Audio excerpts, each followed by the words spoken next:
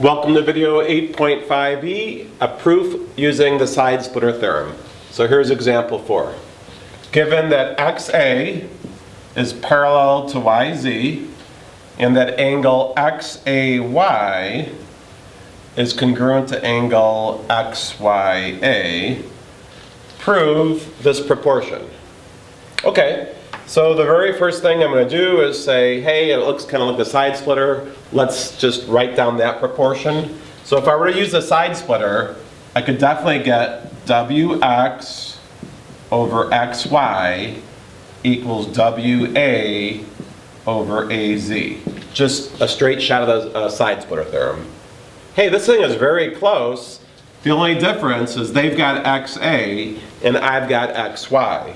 So again, we've had problems like this before. Maybe there's some substitution that can be made. Oh, I've got these congruent angles, which means this triangle, even though it doesn't look like it, is isosceles. So if I've got these angles congruent, then I'm going to be able to say these sides are congruent. And I will be able to make a substitution of XA with XY. Game over. Let's write down the proof.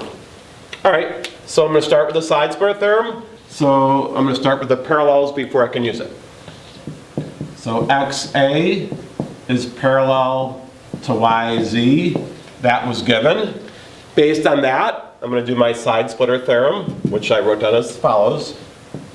WX over XY equals WA over AZ, reminds me of Arizona, side splitter theorem.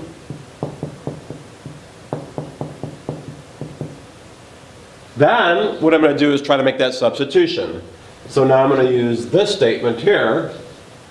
Angle XAY is congruent to angle XYA. That was given.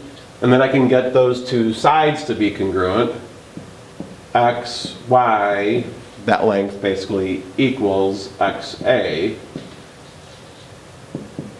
If angles, then sides. And then all I'm going to do is wherever I've got an XY, just to show you, I'm literally going to do substitution, just like I did over here. So now I'll say WX over XA equals WA over AZ. Substitution, step 4 into step 2.